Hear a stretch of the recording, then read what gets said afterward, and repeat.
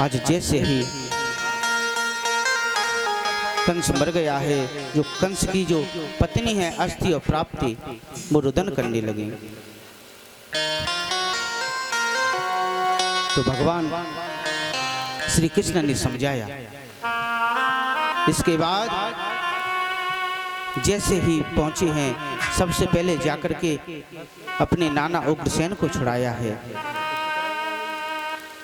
उग्रसेन को छुड़ाने के बाद आज जैसे ही कृष्ण बलराम देवकी और वसुदेव के पास गए हैं, तो कहते हैं जैसे ही मैया देवकी ने कृष्ण को देखा है, उनके स्तनों से दूध की धार निकल गई है। कृष्ण बलराम ने साष्टांग प्रणाम किया है। आज मैया देवकी दुलार कर रही हैं। देवकी कहती हैं जब गया था उस समय केवल 1 घंटे का था, और जब आज आया है पूरे 11 वर्ष 56 दिन का आया है। ये मैया यशोदा का प्रेम है, ये मैया यशोदा का दुलार है, ये समस्त ब्रजवासियों का प्रेम है कि आज 11 वर्ष 56 दिन के कृष्ण ने कंस को मार दिया है। ये ताकत केवल यशोदा मैया के प्रेम में है।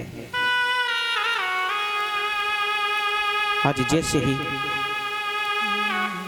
वसुदेव और देवकी को लेकर के आए हैं, उग्रसेन ने कह दिया,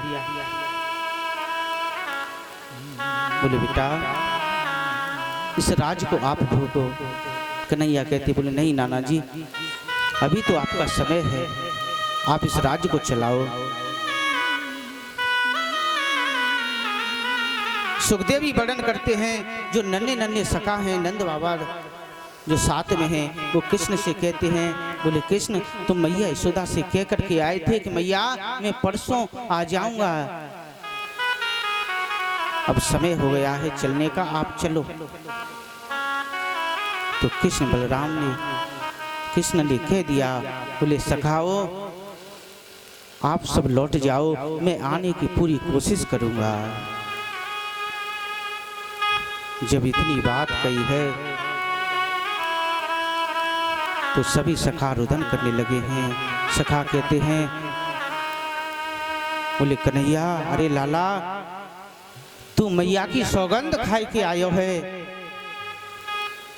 अगर तू साथ नहीं गयो ना तो मैया यशोदा जीवित ना ही रह सके। आज नंद बाबा को समझाया है तो नंद बाबा सखाओं को लेकर के वृंदावन लौटे हैं।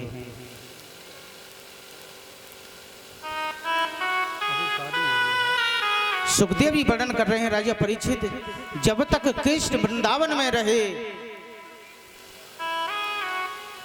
कभी पैरों में खड़ाऊ नहीं पहने, कभी हीरे मोती के हार नहीं पहने, जब तक वृंदावन में रहे अपने केसों को नहीं कटाया है।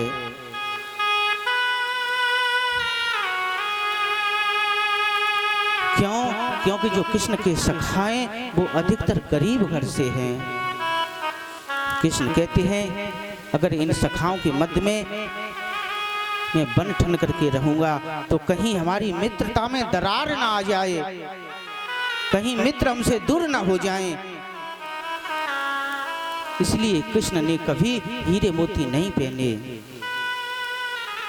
मैया जब कभी भी सुंदर वस्त्र पहना भी दे तो कृष्ण उन वस्त्रों को उतार करके केवल एक काली कमरिया ओढ़ के रहते हैं। श्याम रंग काली कामर पे चढ़े न दूजो रंग। सुखदेव जी वर्णन करते हैं, राजा परीक्षित वसुदेव ने आज कृष्ण के बालों को कटवाया है और गुरुकुल भेजा है अवंतिकापुरी में, उज्जैन में। कहा बोले जाकर के विद्या सीखो। तो आज भगवान ने 64 दिन में 64 कलाओं को सीखा है। वहीं पर सुदामा जी से मुलाकात हुई है, मित्रता हुई है। सुदामा जी से कह दिया, बोले मित्र कभी मेरे घर भी आना, और आज जैसे ही मथुरा में लौट करके आए हैं उज्जैन से पढ़ने के बाद, आज मैया देवकी पहली बार अपने हाथों से भोजन बना करके ले गई हैं कृष्ण के लिए। और जैसे ही कृष्ण के कक्ष में पहुंची हैं और देखा है तो कृष्ण की आंखों में आंसू निकल रहे हैं, कृष्ण रो रहे हैं। मैया देवकी घबरा गई, भागी भागी आई, उद्धव से कहा, बोले उद्धव आप कृष्ण के पास जाओ, उनसे पूछो, बोले मथुरा में उनको कोई परेशानी है, क्यों रोते हो, क्या कारण है। सुखदेव जी वर्णन करते हैं, राजा परीक्षित आज उद्धव जी महाराज कृष्ण के पास आए हैं और जैसे ही उद्धव ने कृष्ण को देखा है, उद्धव ने पूछा, बोले प्रभु क्या परेशानी है आपको, मथुरा में क्या तकलीफ है, कृपया करके मुझे बताएं।